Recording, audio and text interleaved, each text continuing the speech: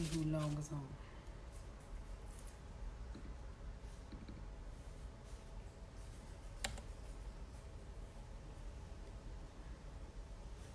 Somebody on here. I wonder how I can see who it is.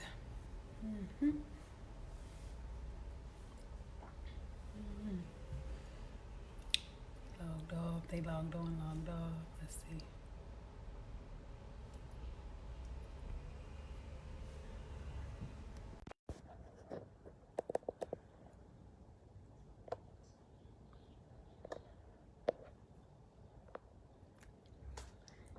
Hey, you guys. So interesting. I can't see who it is. Swipe left to reveal. Yes. What's up, everybody? Hey, Mikey Saunders. Good morning. Good morning. Yes, today is my favorite day of the week. It's Wednesday. It is Ready, Set, Go day. And you know exactly how this works. I am Dr. Catlin, and I am here on Ready, Set, Go. If you're driving in your car, of course, you cannot take any notes, but you can certainly come back a little bit later at www.drshakishamichelle.com and check out this segment. So today, I am talking about something that affects so many people all the time. It affects people all the time in relationships, in business, at your job, your workplace, friendships. It just really, really affects you. And it's like this. What is that burning sensation that you get as soon as you start to tell people something that you're doing, or you need support or encouragement for something, or whatever it is, and the number one person or whoever you're talking to, the one you believe love you the most, just simply don't support you? They just let you down. They just don't do anything. They will not show up. They will make promises they will not keep. For example, if you're in business, you selling a product, they never buy it. You host an event, they never come, but they promise you that they are. As a matter of fact, when you're going down the road to try to do something, they encourage you to do it, but then it's like fake encouragement because they really, really, really just don't want you to succeed. So, let me get my dog. Here. There you go. So, it's like this. What do we do with that burning sensation as soon as you realize that the person is just not going to support you? What do you do? Number one, let's just go through this. I want y'all to know, my loves, you have to avoid assumptions. It's hard to do, but sometimes when people don't really support us, that we think should support us, like we think they love us or they do love us, and they just, just don't really support us. Avoid the assumption that you know exactly why they didn't, or, stop thinking of theories in your head why they didn't, because the real truth of the matter is we never really know. We never really know why people don't support, whether it be your spouse, it could be your sister, it could be your brother, it could be a cousin, it could be a coworker, it could be your girlfriend, your good girlfriend. It could be your guy friend. The point of the matter is, try to really avoid assumptions, because the truth is you will really never know why a person don't support you. You understand? Number two, accept the other person for where they are and for who they are. If you have a good girlfriend and always, you're inviting her out or something like that, and the last minute she cancel, or say, for example, your spouse, he just don't like going to the opera, whatever it may be. Accept people for where they are and for who they are.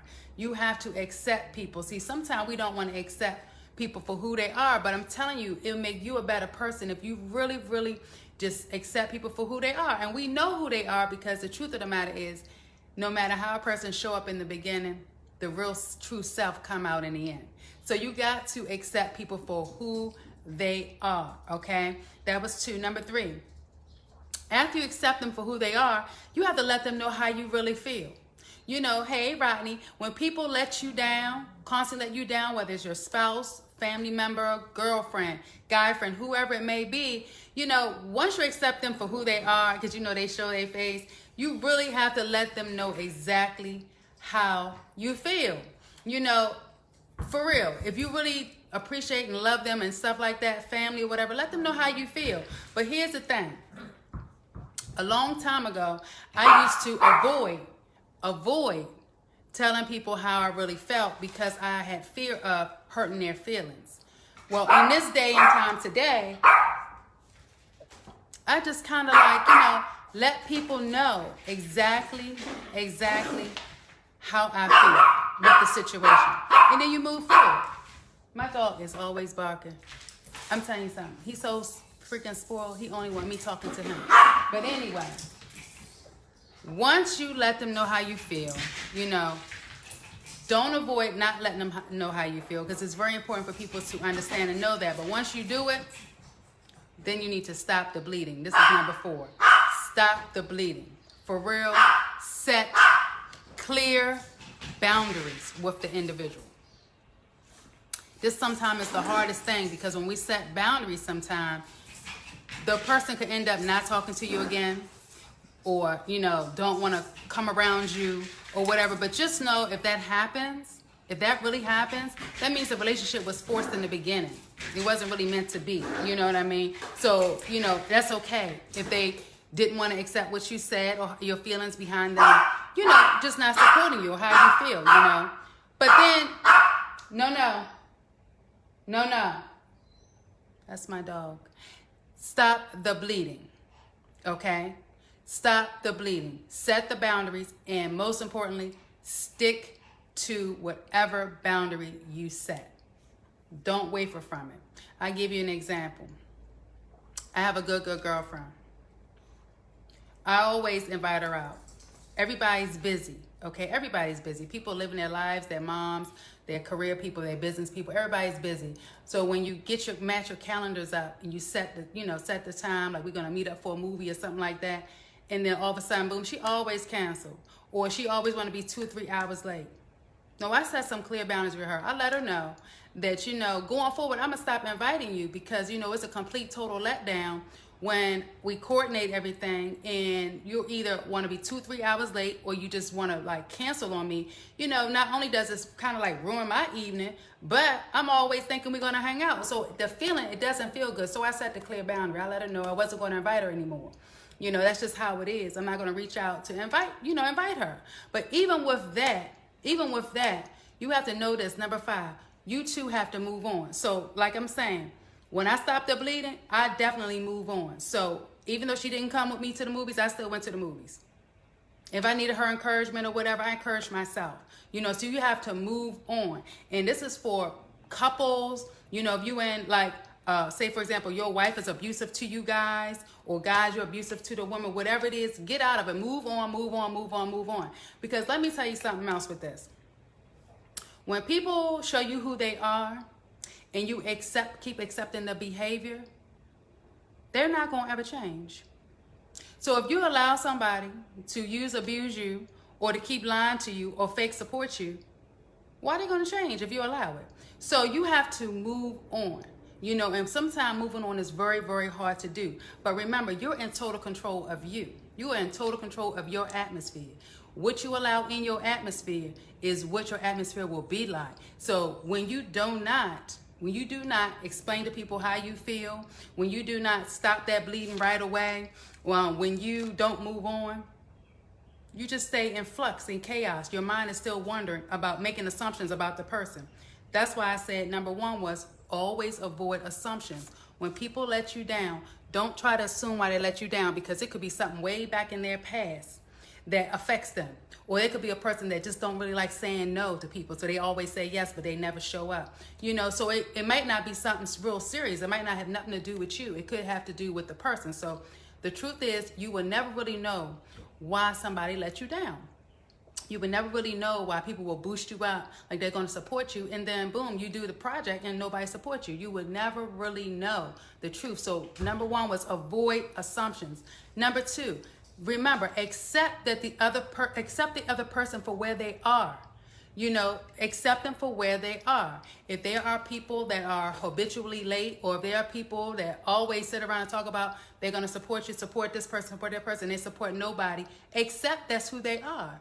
You know, it's okay. It's called acceptance. You have to accept people for exactly who they are. And remember what I said. In the beginning, a person may present one way, but I'm telling you, throughout life, they start to change and they turn and they start to become who they are. So accept them for who they are. And we accept them for who they are, meet them where they are. You know, that's important. Meet them where they are. Okay? So you know if a person should not be going to A, B, and C, then don't invite them to A, B, and C, because that's called like setting them up. So accept who they are and meet people where they are. Okay? Number 3, let them know when the letdown happens, when that pain hits you in your stomach, and you don't understand why you have this pain, or the pain is just, it's unbearable sometimes, especially if it's your spouse or your family member that you get let down by. It's like one of those things, you know, because we love family and spouses so much, right? And plus it hurts too with your good girlfriend or your good guy friend. But the point of the matter is you have to let them know exactly how you feel. And as I said, I used to never explain to people how I felt. When people let me down, whether it be in my past marriage or dating someone or a girlfriend or whomever, when they let me down, if I did not explain to them exactly how I felt, you know, it's like I carried this whole burden around. You know, I was looking out for them instead for myself, you know. So when I didn't want to explain to them, I was afraid, you know, they would get mad, they would get upset, it would hurt their feelings. But what about that pain stuck down deep in your soul? It's still going to be there. So what I learned over the years is, hey, I need to let somebody know exactly how I feel. I mean, I don't like A, B, and C. That's just what it is. And when I say, after you let them know in a constructive way, you know, it's like real love. Let somebody know, like real love, how you feel, you know. Then stop the bleeding. That was number 4. Stop the bleeding. Okay, stop the bleeding means set boundaries. As I said, everybody in life is busy. I don't know. Everybody's busy. Everybody has something to do. Okay? However, you have to set the boundaries and you have to stick to it, especially with a person that, you know, they already showed you who they are. You accept them for who they are. So set the clear boundary, you know. If you consistently inviting people to something or need encouragement or support from someone consistently, you know, you constantly pulling on your little tribe, your group, and they don't show up, stop the bleeding. You know, set some boundaries and stick to it. And when you stick to it, trust me, your life will be much better. You know, you will have clear understanding. You will avoid that whole stinging pain in your soul, you know, that the people that you love the most, you feel like they're going to be with you and they're not. So set the clear boundaries. And when you set boundaries, I need you all, my loves, to really understand that when you do that, some people will not ever call you again. They will see you in the street and act like they don't know you. They will go behind your back. They will talk bad about you. Probably everything you told them, all your confessions, they probably go around tell everybody. But at the end of the day, you set the boundaries. Remember, you're in total control of you. What you allow in your atmosphere will be your atmosphere. So I always tell people, look to your left and look to your right. What do you see? Who do you see? You understand? So just remember that. Stick to your boundaries. Trust me, it's better to be alone with God than to be amongst others that really fake support you. That's just what it is, fake support, right? And number 5, move on. Move on. It's that true meaning of brush your shoulders off. Keep it moving. Because the thing is, when you don't move on, that means you are allowing the pain to happen over and over and over again. That means you don't have self-love for yourself. That means you're not taking self-care for yourself. That's what all this means. You have to move on. If you're in an abusive relationship, move on. If you feel disrespected, move on. If your family members and friend members, they just don't support you, move on. Stop looking for their support. Accept them for who they are. For real. Let them know how you feel. For real. Stop the bleeding and then move on. No love lost. Only love is gained, because deep in your soul, you feel better about you. You have more clarity, you're more clear, and you're still pushing forward to whatever you were doing. So remember, in the midst of any storm, when you need encouragement and support, so encourage yourself. Encourage yourself and literally take time for thyself. Because when we do that, the pain that you feel from other people letting you down will get lesser and lesser and lesser. Hey, I am Dr. Catlin, and you know that Wednesdays is my favorite day of the week, and this is my favorite show. Ready, set, go. This is episode 162. I am so blessed to be able to hop on here every Wednesday at 10 a.m. just to drop you some golden nuggets so you too can begin to live your best life. And if you haven't done so, go to my website at www.drshakishamichelle.com. And I'm telling you right now, my workbook called The Power of No, How to Regain Your Superpower, is awesome. You need to download it. It's actually, I think, $9 or something. But download it and use the workbook and do the workbook, because the power of no is your superpower. When you're able to tell somebody no and mean no, and I'm telling you, you have to first figure out who deserves that no. Sometimes it's your children, sometimes it's your spouse, sometimes it's your boss. But you have to determine who these people are. So in this workbook that I have developed, it's called The Power of No.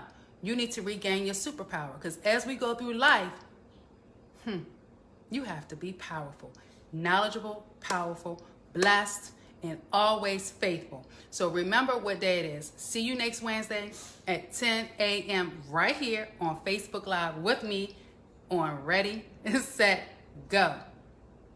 Don't be walking around here with that stinging feeling when somebody don't support you. Remember what your girl said. Avoid all the assumptions, okay? Accept who they are. Let them know how you feel. Stop that bleeding, for real. Set some clear boundaries. And number 5, brush your shoulders off and definitely move on. See y'all next Wednesday. Bye.